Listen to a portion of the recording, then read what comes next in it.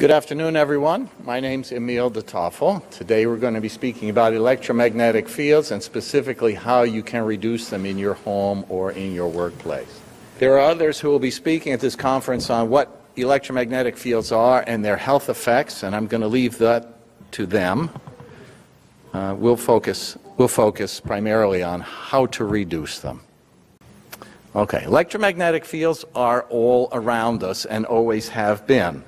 There's the cosmic microwave background, there's the northern lights, there's lightning and static, and of course there's the Earth's magnetic field, and as well as the Schumann resonance, which is an ionospheric phenomenon that produces an electromagnetic field that impacts us all. Sorry, I'm having trouble with the advancement.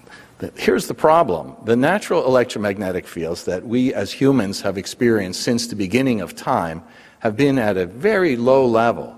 Recently, though, with the work of Edison and Tesla and all the inventors and scientists who brought electricity into our modern world, the amount of electromagnetic exposure that we have has skyrocketed. This is what it looks like on the Earth at night. The man-made electromagnetic fields, which power our world and bring comfort to us, are also radiating our bodies with this harmful radiation. You may have seen this graph. It's a correlation, not a cause and effect, but the increase in electromagnetic field correlates strongly with the increase in the incidence of autism. When it comes to electromagnetic fields, we can't see them or feel them, but if we could, we would never stand for it. Let me show you what I mean. Here's a typical kitchen, urban kitchen with all the modern conveniences. And I ask you to look at the picture and to think about what potential sources of electromagnetic field there might be. There's the appliances, and if you look at these blue dots as they appear, they're trying to represent the electromagnetic radiation coming out of these devices if you could see it. You've got the lighting, you've got outlets, you've got the air conditioning units. And then as well, you've got radiation coming in from outside the building, Wi-Fi, TV, cell phone radiation, and so on. So your room might actually look like this if you could see the electromagnetic fields. It would be a fog so thick you almost couldn't navigate. Here's an office, and I'm not picking on how messy it is, because my office will often look this way as well. But what I'd like to point out is a couple of things that you can see. Take a look here at thinking in terms of the electromagnetic exposure that's happening here. Take a look at the two yellow circuits. You're going to see a charger, and there's a wire connecting it to the other yellow circle, which is a cell phone on the desk. These are right near where the person working at the desk would be sitting and generating electromagnetic fields at both ends, which are totally unnecessary exposure for the person sitting at this desk. Take a look at the red circle under the desk. The computer tower is located there right at the person's feet, generating very strong electromagnetic fields right to the person. That doesn't need to be there either. I'll draw your attention to the blue circle over on the left. Here we have the printer and perhaps a scanner, which have been moved, maybe by coincidence, off to the side. This is a great strategy for reducing exposure in a crowded office like this. Just increase your distance a little bit. And finally, I draw your attention to the green circle. This is a manual stapler. They still make such things, and they're a great way to reduce electromagnetic fields. Here's another office. And again, I won't belabor it, but just take a look at the number of electronic devices crammed into this tiny space, where a person may spend hour after hour exposing themselves. The problem can be overwhelming. I mean, we pile things on top of things. And so we might ask ourselves, well, how in the world are we going to deal with this? Well, you know how to eat an elephant, right? You take one bite at a time. So we start at the beginning. We start by diagnosing. You get a meter and go around your space and check to find out what kind of hot spots you've got and determine what is the source of radiation for each of those hot spots. Without a meter, you're working completely blindfold. You've got to diagnose with a meter. You can't guess. You can't look at a room and say, this is where the radiation is, this is where the problems are.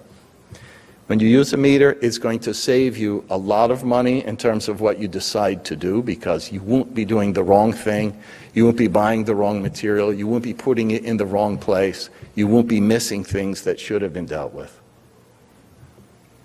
If you have questions about meters, come see us out in the hallway afterwards. We'd be happy to talk to you about meters.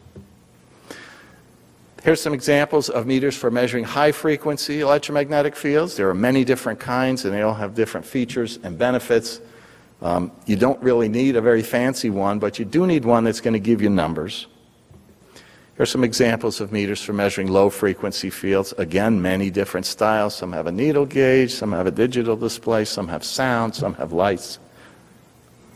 Again, I'd be happy to answer your questions about those at another time. So there's three fundamental ways of reducing your exposure once you've decided what your hotspots are and what the source for each. Number one, you can increase your distance from the source. Just like with a candle, the closer you get to a source, the hotter it is. Number two, you can turn off the source. And number three, you can shield either the source or yourself. And we'll look at each of these in detail. So, distance. So you're going to define a safe distance for a particular source. Let's say it's your refrigerator. You find that there's high magnetic fields associated with your refrigerator. You might use your meter starting up close to the refrigerator and back up until the meter reads in an acceptable level. And you'll decide, okay, this is the hot zone associated with the refrigerator, and we shouldn't be spending time within that hot zone if we can help it. You will move sources away from where the people are, like we looked in that other picture where they moved the scanner and the printer away from the person. Or you can move the people away from the source. With just a little bit of thought, this can be a very effective strategy and very cost-effective strategy for reducing your exposure. It's useful for almost all situations. Here's a very common case where children are watching something cooking in their microwave oven. They have their cute little faces pressed right up against the oven where the radiation is most intense. This little guy in the back appears to be praying. I wonder if he knows maybe something about the dangers of electromagnetic fields. Don't let your kids do this. This is a very dangerous behavior because the radiation from that microwave oven is very intense up close to the oven. Again, establish a safe zone. Using your meter at the microwave oven, start up close, put something in the oven, start up close, back off until you're within acceptable range, and establish that safe distance. Some people will take the microwave oven and move it out of the kitchen. They'll put it on a rolling cart so it can be somewhere else. They may put it in a hallway, in a pantry. Some folks have gone so far as to put it out in the garage or even in the basement, getting it away from where the people are, increasing that distance and reducing the exposure. These folks here have it out in their garage. In fact, they've put all their appliances out there because they're especially sensitive. I'm picking on the microwave oven in particular because it's one of the dirtiest sources of electromagnetic fields in the home. The best distance for the microwave oven is probably out to the curb like this one is. I don't know a home that really needs to have one. All right, so thinking about electromagnetic fields and your distance to the source, I want you to take a quick look at these four pictures and ask yourself, is this a good idea? We're taking these electronic devices and bringing them right close to our bodies for extended periods of time, often bringing multiple devices at once. This guy in the upper right here has got himself a rocket chair with, I think, 6 monitors. He's really ready to go. This guy, on the other hand, has made some smart choices. You notice he's using a remote keyboard. He's using a laptop. He's got the laptop pushed a little bit further away. And his only electromagnetic exposure right now is coming from that keyboard. This is a great way to increase your distance and reduce your exposure. All right, Bluetooth headsets. I get asked about this all the time. A Bluetooth headset is a bad idea. Number one, you still have your phone nearby, so now you've simply added a second source of radiation. You've put it up against your head, and it's radiating there 24/7. If you were this guy, you're probably not going to get a second date, and you're not going to reduce your radiation exposure. Radiation penetrates deep into the tissue. Do not, if you're pregnant, use a cell phone or a laptop immediately close to your body. Use distance to reduce your exposure. This is a real product. This is called Patty's Perfect Pocket, and it's some sort of a pouch device that straps to your bikini top or your bra that allows you to store your phone in that area. This is a no-do. This, again, allowing that phone to radiate that part of your body is a very dangerous thing to do. Instead, keep the phone away from your body. I don't know how many of you sleep with your phone in your bed or under your pillow or allow your children to, but this is radiating your body throughout the night, the entire time that you're sleeping. There's some fine print in the manual on your phone, and these next couple of slides, I don't expect you to read it all, but it's talking about not keeping the device up close to your body. The manufacturers of the phone are telling you this in the literature. Of course, it's buried deep in the manual in the fine print because they really don't want you to know it, but they are telling you, don't put the phone near your body. That one came from the BlackBerry. This one here is from Motorola. Again, they're telling you to keep the phone away from your body, that the radiation is dangerous. And this one here comes from iPhone.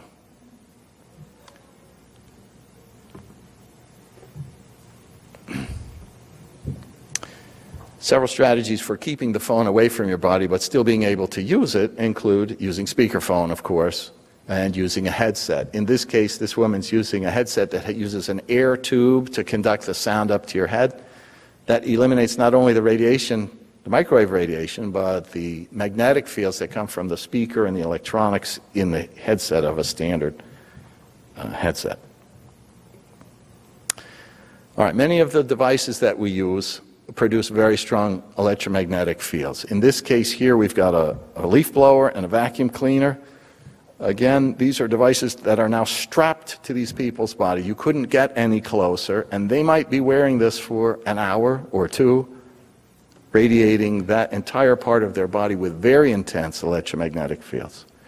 Here's a gal who's using a much smarter idea. She's using an electric hairdryer, but she's using a $5 bonnet, which allows her to increase the distance to the source of radiation, but still dry her hair.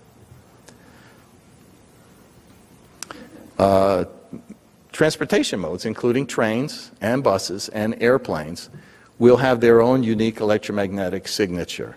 You probably won't know where the hotspots are inside of such a vehicle unless you brought your meter and measured them. But I guarantee you there will be places within the plane or within the train or within the bus that have much higher levels of fields and places that have much lower levels. If you have a choice and you commute regularly, you may want to find out where those places are. This train happens to be an electric train. There are power lines overhead that it connects to. There are motors under the wheels that produce the fields. The center area of the car is likely to be the area where the fields are the lowest. The areas right over the wheels in this style of train are going to be where the fields are highest. Here's a case where everything has gone wrong. If you notice, the house in the foreground is under street power lines, also under major power lines behind it. If you look closely, you'll see children's toys out in the yard. And if you look even closer, you'll see decorative lights painted all over the house. It seems that they just felt they didn't quite have enough and had to add that as well. If you're house shopping, if you're car shopping, take a meter with you and measure before you buy. I get calls all the time. I just bought my new hybrid vehicle and I can't drive it anymore. It's making me sick. Well, you're stuck with a new vehicle that you can't drive anymore. Measure before you buy. Check to make sure that it's not one of the vehicles with the highest exposure levels. All right, things like dehumidifiers, air purifiers, window air conditioning units, they'll all produce strong electromagnetic fields. Use distance to reduce your exposure. In this case, You may not be able to move the people away because they want to be in their bed or they want to be in their couch, but you may be able to move the appliance to the other side of the room. It will still dehumidify just as well on the other side of the room as it does right next to you. The alarm clock, if you use a plug-in alarm clock, do not put it on the nightstand right next to your bed. Put it across the room. It does mean you have to get up to turn it off, which maybe is a good thing in itself. But having that alarm clock next to your bed produces a very strong electromagnetic field that you'll be enjoying 8 hours each night. This lower picture is a dorm room situation. There's not a lot of room there, but they've got their microwave and their refrigerator right by the head of the bed. Now, in that case, if there's nowhere else to put those things or to put the bed, I would at the very least put the pillow at the other end of the bed. If I had to choose between radiating my head and radiating my feet, I would choose for the feet. In the upper picture, the more luxurious digs here clearly, but they've got this massive refrigerator right next to the bed. I don't know how many of you wake up in the night with a craving for something out of the refrigerator, but move the refrigerator across the room. Don't put it right next to the bed. All right, move the furniture around if you need to. Furniture can be moved away from a hot spot. You might have a circuit breaker box in the wall. You might have wiring under the floor. Who knows what the situation is? Use your meter to scope out the room, see where the hot spots are, and locate the furniture, not according necessarily to your taste, but to lower the EMFs. I'm not exactly sure if that's why the president was moving his furniture there, but it was a good picture. All right. The second strategy is to turn off the source of the radiation, and there are many ways of doing that. There are switches, there are timers. You can get rid of it and replace it with something else, or you can do without altogether. When you turn off the source of the radiation level drops to 0. So it's very effective. However, remember that when something is off, so-called air quotes off, it may not truly be off. Think about your TV, your dishwasher, your stove, your tablet. You can turn them off, but if there's still a light on the display, it's not off. Use your meter to check. You'll be amazed at what you find. You can only be sure if something's truly off if you cut the power to it, right? But that's not usually very convenient, and it's rough on the plug. There are already switches in your home that you can use. Of course, the breaker box is one of them, but it may not be very convenient. But there's still a low-cost and immediate way to turn off the power should you need to a large area of the home, say your whole bedroom or several bedrooms. On a smaller scale, an electrician can install a switch that cuts off the power to the circuits in a room. It's not that expensive, and again, it's very effective. You put the switch in a convenient location, maybe at the top of the stairs. When you go up there, you flip the switch. All the power on that level is turned off for the night, and everyone sleeps in a low EMF environment. On a smaller scale, you can install a switch that just controls one outlet. In this case, the outlet is right next to the switch, but it doesn't need to be. It could be anywhere, so that you could flip off your stereo system, perhaps, or the outlet where your modem is plugged into, right? So that you can shut that off for those hours when you're sleeping. Power strips and uninterruptible power sources generally will have a switch on them that can be used to turn off the power to anything that's plugged into it. What's pictured here is an outlet switch for a single item, so if you just want to control one item with a switch, you can. Timers are great because you don't have to remember to turn them on and off, so you can get timers that give you various cycles during the day. People have used these with their refrigerator, for example. There's a bedroom on the other side of the wall where the refrigerator is located. You can have the refrigerator off during those normal sleep hours, or again, where your modem is plugged in, or any other device that can be shut off for a period when the people are likely to be near it. There's different models, different styles, ones that can be hardwired, ones that can be simply plugged in. Choose whichever style works for you. They can be worked with TVs and with Wi-Fi. They can work with kitchen appliances. I had a woman install a timer on her dishwasher. The dishwasher display produced a very strong field. And so she only ran the dishwasher at bedtime And so she put in a timer so that the electricity to the dishwasher would only be available during those couple of hours, and otherwise it was cut off completely. Electric blankets. Please, put your electric blanket on a timer. Have it warm up the bed for an hour or so before you get in, and then cut the power when it's bedtime so that there's no electromagnetic field when you're in there sleeping. Chargers. How many people are leaving their chargers plugged in round the clock? And so you come home, you attach your phone, and you charge it. But that charger's there producing electromagnetic fields all day long. Put the thing on a timer. Dehumidifiers and portable heaters. Again, time them. This one, fish tanks. Fish tanks, heaters, and lighting systems and filters produce a very strong electromagnetic field. They generally don't need to run 24/7. You can have them shut off during those times when the people are likely to be near them. Okay, so how many devices in your home can be replaced by a low or no emission device? So here's some real devices that are out there. They might seem a little extreme. This next one I think is even overkill. There's an Amish guy who makes these crank handles for these mix masters so that you can actually operate them manually. I give you these examples as extreme examples, but think about the alternatives that you have to your high EMF devices. So, for example, you can replace your wireless Wi-Fi with a cable connection. Cuts your radiation 100%. Replace your wireless baby monitor with a corded intercom. They still make these things, and they're still available, and they're essentially zero EMF. Replace your dimmer switches. Dimmer switches are very dirty electromagnetically with a standard switch.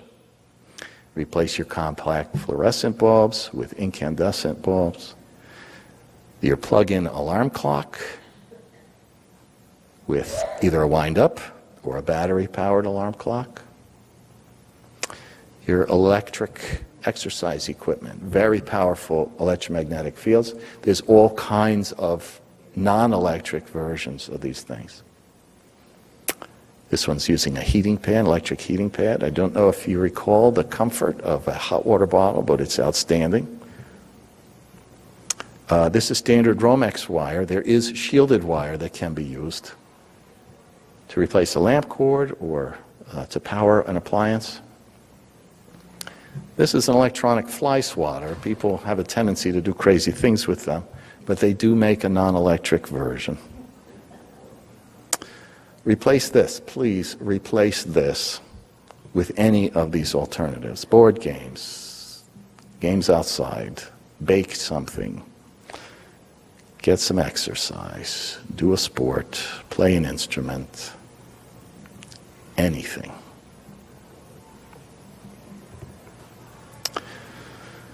All right, here's a couple more examples of things that could be replaced. The electronic fence for dogs, your electric toothbrush, those pet chasers. This can opener cracks me up. That can has an easy flip-top lid on it. Electric shavers, electric coffee makers, and so on. Electric knife. It's an interesting concept, isn't it? Okay, these all have non-electric replacements, every single one of them. And they're all still available. I picked these up off Amazon. That cranking drill intrigues me. The towel is an interesting alternative to the hairdryer. Don't forget, it still works. So how many electric devices do we really need? Take a look at this. This is an actual product. It's an electric spoon. It claims to make breakfast more interesting. I challenge you to look at your environment with an eye for seeing the electromagnetic fields and to bravely start eliminating the non-essential EMF-producing items. An electric spoon. This is another actual product. It's called the Focus Headset. It's for gamers, and it uses an electric current to stimulate part of your brain, producing positive short-term effects on your playing ability. So not only are they radiating themselves with their tablet toy, but they're applying this radiation directly to the brain with intention. This is another actual product. This thing you breathe into it, and there's a wind turbine in there, and it creates electricity, which you can use to charge your iPhone. So these are funny, right? And they're extreme. But look in your environment. Look at what you're doing. Look at what you have invited into your home that's radiating you, that doesn't need to be there. And so I asked the question, do you really need to control your coffee pot with your phone? Okay, finally, shielding. We have 3 levels of shielding that we can do. If we can't use distance and we can't turn something off, we can shield architecturally, shield the building, right? We can shield our personal space, and then we can shield the radiation source. So, for architectural shielding, we can shield the windows. There are shielding plastic films that you can apply to the window. The windows can also be shielded with shielding screens that can be put on the window that will block microwave radiation. That's your cell tower radiation, cell phone, Wi-Fi. Curtains can be made, drapes and curtains can be made from shielding fabrics, many different colors and styles, to reduce the radiation coming in through the windows. Walls and ceilings can be shielded with shielding paint. This is applied like ordinary paint. It comes in unfortunate colors, but fortunately you can paint over it with whatever color you like. Here they're painting the exterior. You can paint inside. Here in this German school, they were painting the school to keep the Wi-Fi out of the classroom. This young couple is planning to have a family, and so they're painting their bedroom. The paint can be painted over with any color you like. Here they're painting white. In this lower picture, they've done an artistic effect where they've stippled. It doesn't matter. It's for appearance sake. On the walls, you can also use the shielding fabric as a wallpaper. There's some exotic-looking materials that can have a very dramatic decor. Magnetic wall shielding is also possible. So those materials I just showed you for shielding high-frequency radio waves, microwaves. For magnetic field shielding, use a different material. Use a metallic sheet or foil. This can be applied to the walls. Here in a home, they were lining an entire room. In more industrial setting, they used that same material to create a magnetic shield. Outlets can be shielded. There are shielded switch plates and outlet covers that can shield both the electric and magnetic fields. They're oversized. They're larger than your standard covers to give you better protection. There is shielded conduit that you can run your wiring through to shield the fields coming out. There's electric field shielding conduit and there's magnetic shielding conduit. So both are available depending on what your issue is. Okay, so now we're turning to personal shielding, shielding on a smaller scale. There are canopies and tents that can be placed over a smaller area like a bed or a workspace to keep the radiation out. The advantage here is that they shield the radiation from all directions. There are sleeping bags and various bedding, blankets, sheets, and duvet covers and so on, and that can help create a shielded, quiet sleeping space. Personal shielding also includes all kinds of clothing for any part of the body that you can imagine. Jackets and shirts, pants, socks, gloves, and so on. These are especially helpful when you can't control the environment. So particularly when you're going out, you're going shopping, you're going to the library, you're going to class, you can take your shielding with you. Here's a variety of options for the head and face. All of these are for keeping the radiation out. Some might look somewhat extreme, but there are folks who are so sensitive that they can't go out without shielding, and so they are required to wear these things. Okay, so just a few more examples here. Socks. The belly band for pregnant women is very important during that important prenatal period. As well, if you're handy, there are shielding fabrics that you can use to make just about anything you like, including conductive threads and Velcros and zippers. There's stretchy kinds and washable kinds and see-through kinds and just about any fabric for any project that you might have in mind. There's other factors to consider when you're selecting a fabric, of course, just like for any fabric project. Cost and washability and transparency and corrosion resistance becomes an issue with these technical materials. All right, if we're shielding the source, we have the option, several options for shielding a cell phone. There's various pouches There's even a shield that you can line into your pocket so that if you're carrying your phone in your pocket, the radiation will be contained there. For computers, you can shield the tower, you can shield the base of the laptop, you can shield the screen, you can wear the shielded gloves. Even the Wi-Fi modem can be shielded. As you know, Wi-Fi modems are grossly overpowered. You know this because you can pick up a dozen neighbors' Wi-Fi. You don't need your Wi-Fi to reach quarter mile down the street. By shielding the Wi-Fi, you'll reduce the signal maybe 90%. You'll reduce the reach of that signal by about 50%. You probably still can pick your signal up out in your yard, but your neighbors probably won't be able to pick it up any longer. And you've reduced your exposure dramatically. In addition, wired modems are still available. You can still buy them and run cables in your house and turn off the Wi-Fi. There are partial shields available so that you can reduce radiation in a place where you need it, but still have the function of the device. So here in the first two frames, you see a cordless phone, another major culprit in the home for radiation because they radiate 24/7, even when you're not on a call.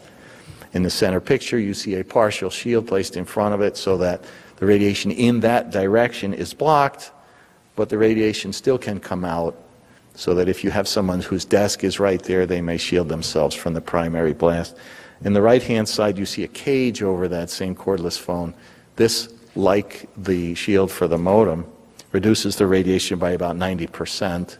You would have to lift that off to answer the phone, but it can be useful if you're positioned right next to that cordless phone for extended periods. Smart meters are another source. The list goes on and on, you'll find when you get your meter and start checking.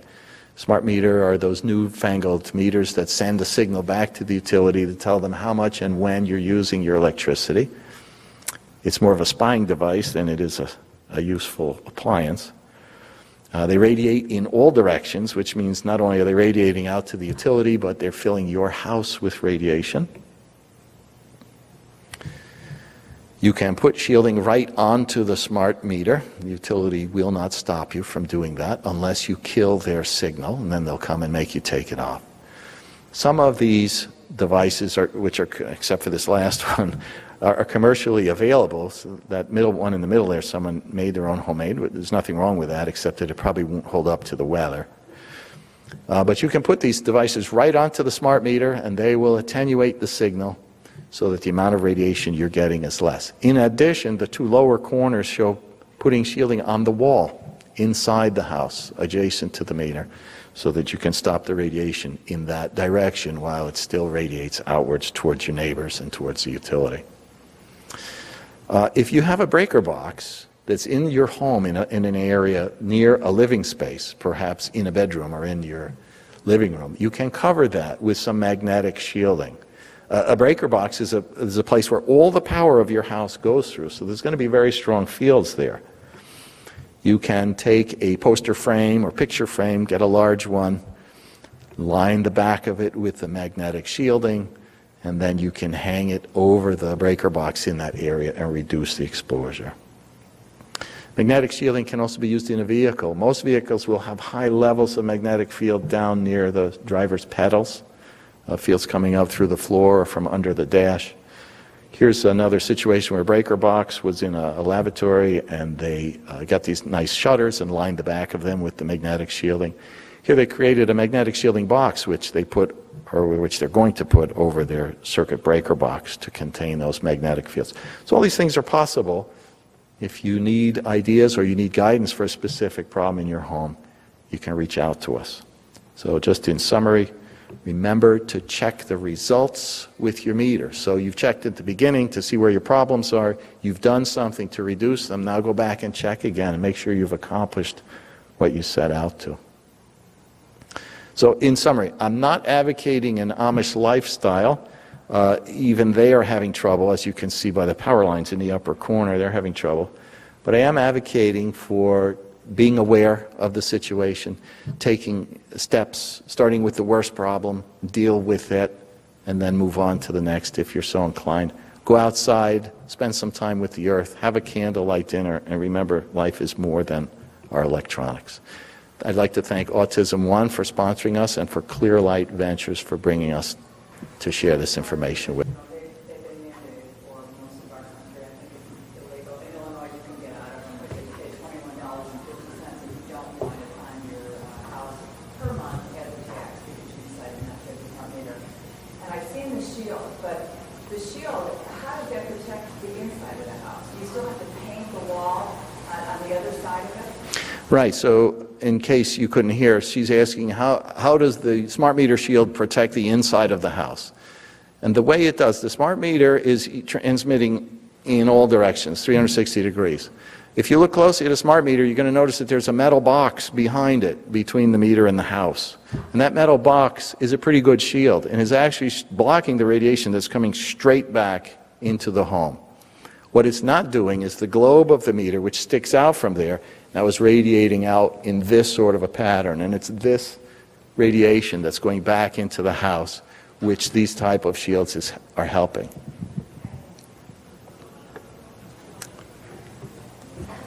Yes. Let's get the mic over to you.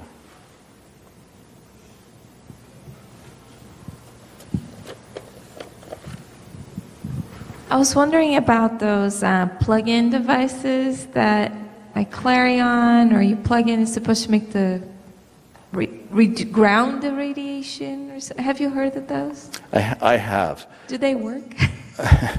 It's a good question because you can't objectively measure the effect. Meaning you can't use a meter and say, oh, look, it was this before and now it's this. So the question is, what, if anything, are they really doing? And for that, you have to trust what the manufacturer is telling you. So if you're inclined to trust take somebody's word for it, then you're okay. If you're not, then don't do it. Would you recommend any brands, or? I don't recommend. Costly. I don't recommend those things. Okay. And as far as the paint and the materials that you wear, the toxicity on that, do you have any idea, like the off gas from the paint, or? There are several different paints that are available, and they'll have different levels of VOC. Some are normal VOC, some are low, and some are actually zero VOC. Oh, okay. So all those options are available. The clothing, of course, is not toxic. It wouldn't make sense to sell toxic clothing. It will have metal in it. It might have silver, it might have stainless steel, but these are not going to be toxic to wear.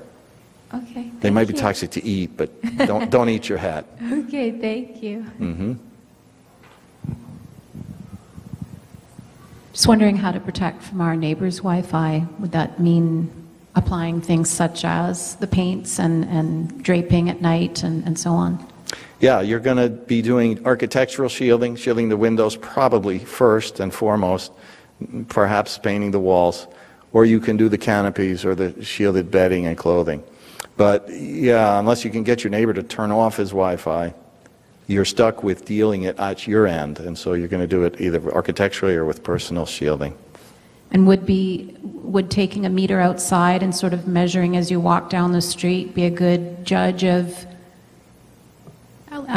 maybe whose Wi-Fi is affecting us the greatest? Like each house you get further along, maybe there's less effect, or how would that work? Yeah, it's exactly right. Just like with a candle, right? The further away you get from it, the less heat there is, and it's the same thing with the Wi-Fi.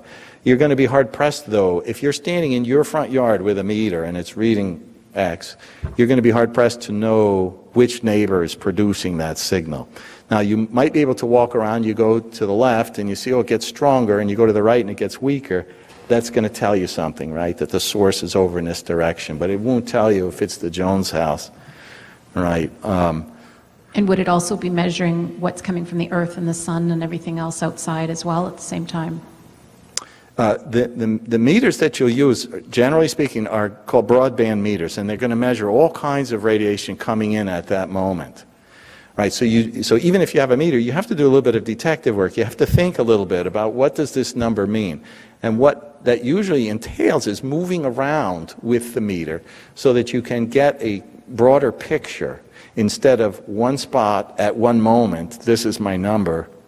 Because I tell you, if you were to go back to that same spot tomorrow and take a reading, I bet it'll be different.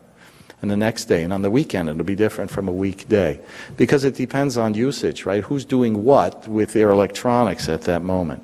And so using your meter and creating sort of a map, maybe a meter and a clipboard is a good way to do it, and creating somewhat of a map, and you say, okay, over on the north side of my house, the radiation's really high, and on the other three sides it's not so high. So there's something over towards the north that's creating this.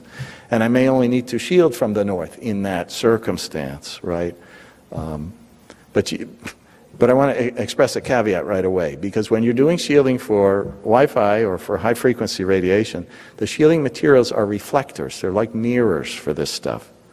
And so you put it up, and it's mirrored on both sides now. So if you're thinking, my neighbor's got Wi-Fi and I want to keep it out, and you shield that wall, or shield those windows, but now you've got your own Wi-Fi, you've got your own cordless phone, you've got your own cell phone. Every time you use that, you're bouncing that radiation back at yourself. So you have to ask yourself, once again, is it really all them? And how much of it is me? And you need to be aware. And that's why measuring after you do a shielding adventure is critical, because you may find, I put up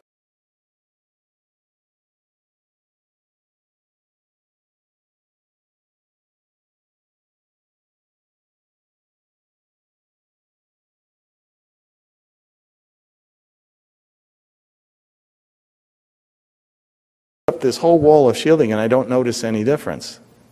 How can that be? Well, what that's telling you is you have more than one radiation source, right? It's not just coming from that direction. And chances are it's coming from somewhere inside your own home as well.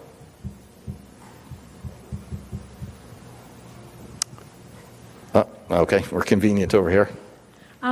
Do these meters come with a range that shows what's a good number versus what's a bad number, or do you have a personal opinion of, like in your own home, I like it less than blank?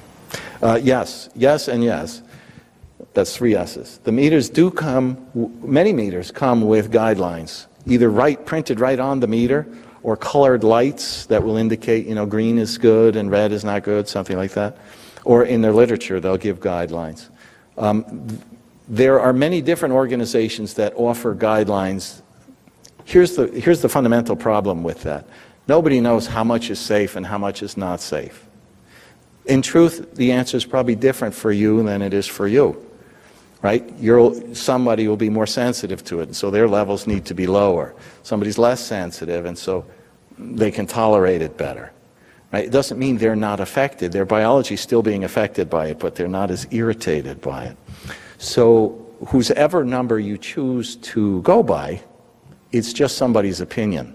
So just keep that in mind. And use that as a starting point, right? So you might, if you look on our website, we have a page dedicated to standards from around the world, and they're all over the map. And so it's almost not helpful. So what do? You go for as low as reasonably possible, right? And B, you get comfortable with what feels good for you or your family or whoever lives in your home. You find, I really can't tolerate when it gets above this sort of a level, then keep that in mind. Our level at this point in time, and I say that because as your health changes, your threshold of sensitivity may change as well. Okay. There's a couple of questions over here. One question, you did not answer about the LED lighting, if that's any safer or less safe than the compact fluorescent lamps? Which kind of lighting are you asking about? The LED lamps. LED, thank you. Okay. LEDs are by far better than compact fluorescent. They're still not perfect, but they're way better. Compact fluorescent is a nightmare on so many levels. Okay, Stetzerizer, they have these capacitor filters that go on an outlet or on the box. And they say that the stray EMF can ride on the house wiring as interference signals, and that their capacitor filters will lessen that. So you know about that. Tell me. Yes. So Stetzer has developed a meter for measuring what's called dirty electricity. This is high-frequency signal that gets onto the wiring. It comes from sources inside your home like dimmer switches and fluorescent lights and plasma TVs. And they inject this signal back into the wiring. It then travels throughout your house and is rebroadcast from the wire so that you can enjoy it in any room you like. So Dave Stetzer and his company developed a meter that's very easy to use. You go around, you just plug it into the outlets, and it gives you a number and tells you how much of that dirty electricity is on that circuit. And they've also developed a filter, which is a little plug-in that you plug into the outlet, and the electronics in there discharges that. There's other companies that have made similar products as well. They're fabulous for reducing this dirty electricity. The dirty electricity is very biologically active. It's very non-harmonic, and it's of a higher frequency, and so it's very impacts your biology much stronger than a nice, clean 60 hertz sine wave. The issue with them is that there is a field emitted from the device itself, and so you want to position these away from the people. So if you have a circuit, let's say in the bedroom, and you've got dirty electricity on there, you want to use some filters, don't use the outlet that's immediately by the bed. Use the one that's across the room. Or, if necessary, use an extension cord. So I have to use this outlet, plug the extension cord in, run it to a distant part of the room, and put the filters in over there. Was there another question over this side? Yes. I'd like to ask you about the amount of electromagnetic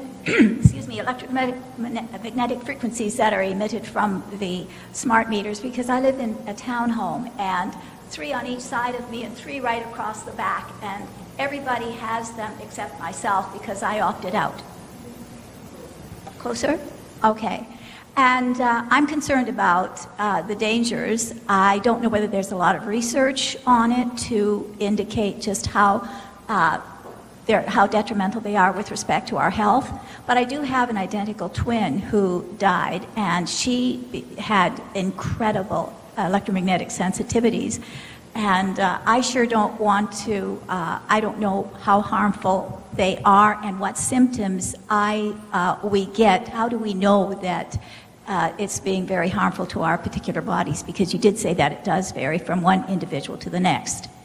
And I'm just wondering, what can we do to bring this to the attention of the EPA or get some government legislation to protect us against it? Because I think that in Europe, they're a lot more proactive with respect to setting up legislation prohibiting the use of overhead wires and so on. Yeah, I would agree with that completely.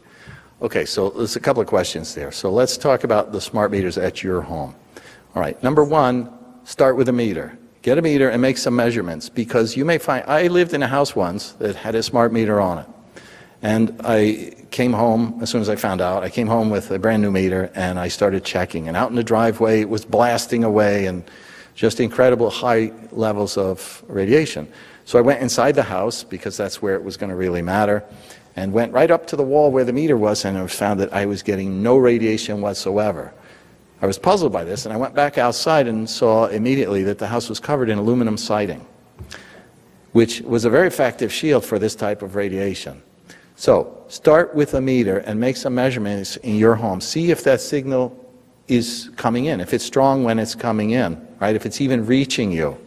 Just because those smart meters are there, the radiation may not be reaching you for many different reasons. Okay, so measure. If you are getting the radiation into your home, and it's an unacceptable level, your options are going to be to move or to do some shielding on that wall or maybe adjacent walls. Okay, how do you know if you're being harmed by it? You won't know until it's too late.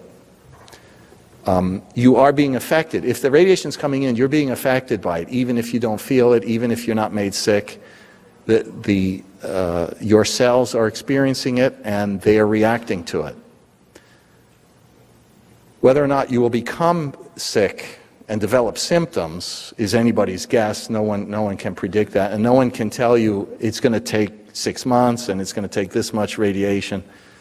We just don't understand it well enough to be able to predict that. But you don't want that kind of radiation. It's unnatural and it's unhealthy, and you don't want it. And especially you don't want it 24/7, and especially you don't want it when you're sleeping, when your body needs to repair and recover. So check for that. Thank you.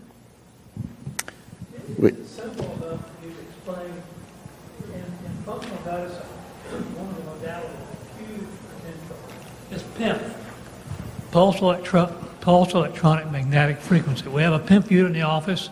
If I had the money, I'd buy one for myself to use till the day I die, even if you're well, for cell health and all that.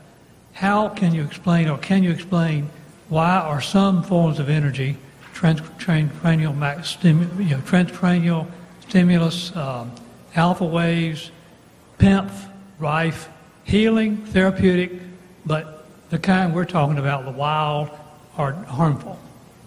Yeah, I think the explanation is really pretty simple. First, recognize from what you just said that the electromagnetic fields are very intensely biologically active. They influence our biology. Now, do they influence us for good or for bad, right, is fundamentally your question. I'm not a medical doctor, and so I probably shouldn't answer that question, but I'll stick my neck out here and say, okay, fair enough. I would venture to say that it's always bad, but it may have some symptom effect that we like. So a TENS unit might relieve our pain, but it's still irradiating us with electromagnetic fields. That's going to have negative effects on our cells, right? And some of these other devices, when you start stimulating your alpha waves and doing this sort of thing, there may be some effect that you like, but I can assure you that there are electromagnetic effects that if you were aware of, you wouldn't risk for that benefit. You think the same thing applies for PIMP? It's been around 30 years or 1,000 studies. It's been actually FDA approved for non-healing bone fracture and for drug-resistant depression. Right. I know of a host of described in 2 different books I've read, beneficial effects. I haven't seen any evidence of harmful effects whatsoever. Right. So, yeah, so you're asking about PEMF, and you haven't seen any harmful effects studies. So let me answer that this way. I was just surfing the web the other day, and I saw a new modality for increasing collagen in your face to unwrinkle your face. They're doing it by microwaving your face. Okay, so you're getting this benefit that you like, the extra collagen and the plumper skin, but you're also getting everything else that comes with it. Now, with PEMF, you may be stimulating bone healing. You're irritating those bone cells to the point where they try to repair themselves. So in a sense, that's a good thing. I mean, if you have a broken bone, you want it to heal for sure. And you might be willing to accept the risk that comes with that modality. I guess my real question is, are you certain that there are risks? That's the whole... Thank you. Let me address that. So, are we certain that there's a risk associated with PEMF? I don't know. But my guess is that there are risks, but it's going to be very difficult to tease them out, because where are you going to find a control group of people who are not exposed to electromagnetic fields? How are you going to do that study?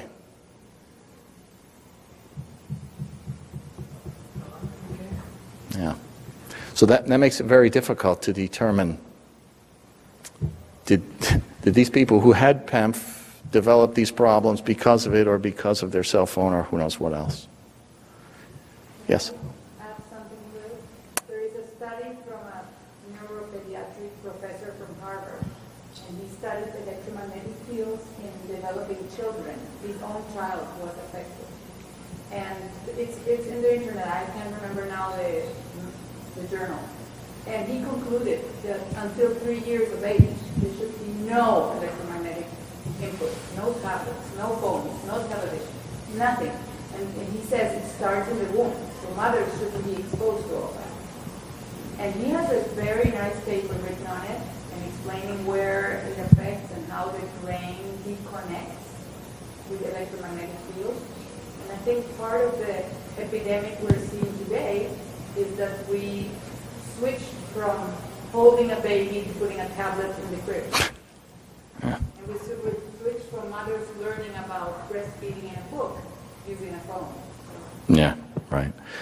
So she's saying she's familiar with a study from Europe where, from Harvard, excuse me, a researcher has determined that infants should not be exposed to electromagnetic fields before the age of 3, including in the womb.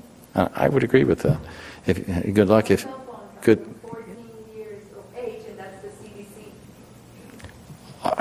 I agree with that. I have a 15-year-old at home, and it's been a tough sled.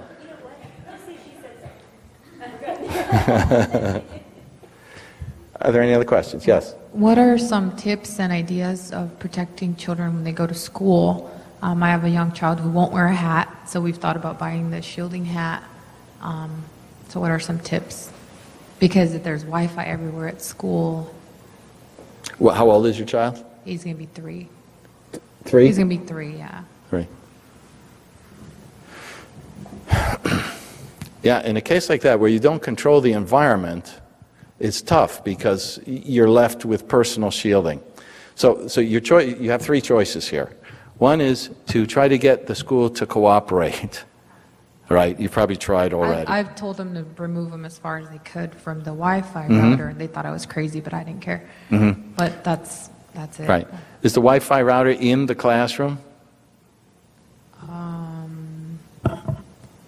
I don't know. Okay. It's not one classroom. It's a big building. He's an ABA, so So they have multiple rooms. multiple rooms, and he might be in different rooms at different I times. told him to have his room be the furthest Right. away, Right. and to not, when they do use, actually Okay. he doesn't even use a tablet, so Okay. that they don't turn the Wi-Fi on. All right.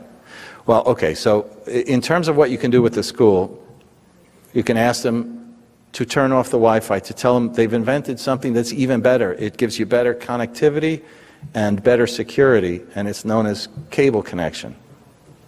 It's new, and it's better. Don't tell them we're going back to cable.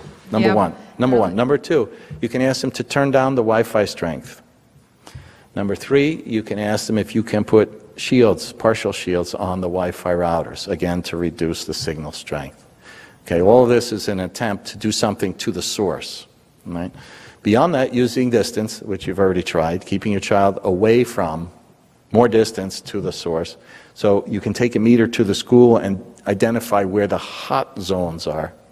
By the way, I want to mention that this corridor right outside this room is an incredible hot zone. We measured it this morning, and there's close to 4 volts per meter of microwave radiation out there. It's a very toxic environment right in that hallway.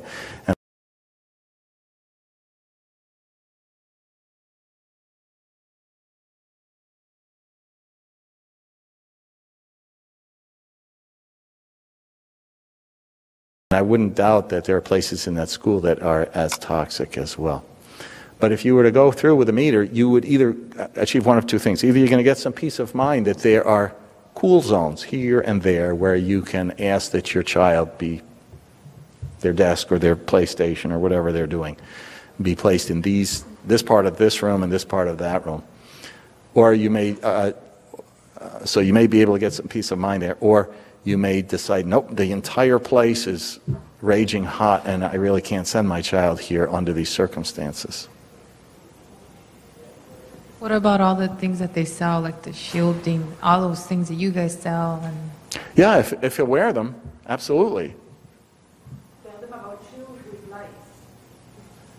Shoes with lights. So she's saying that these shoes with lights are probably a strong EMF emitters as well. Have you heard anything about the CACNA1C gene that apparently increases your risk of, if you have mutations on that gene, increases your risk of electric sensitivity? I'm not familiar with that. I'm sorry.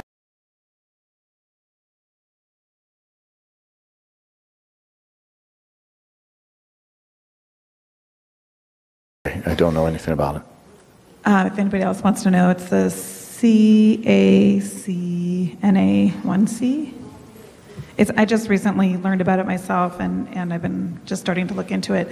And then secondarily, I'm wondering how bad the airport screeners are. I always get patted down instead of going through the airport security screening. Is that high? I don't know, there's different technology, but what's your opinion about that? When they're doing the full body Yeah. screenings you're talking about, yeah, I'm not a fan of that. It is a short exposure, and it is an intermittent exposure. You get one every time you travel, right? So you're not getting it every day. But I'm not a fan of it. I see that our time is up. Just one more quick, are there any low EMF far-infrared saunas? I know there are some that are advertised, but are they Yes, really I low? have measured some that are extremely low. I don't have a specific brand to give you. Thank you. Use your meter and check before you buy. Thank you very much, everyone.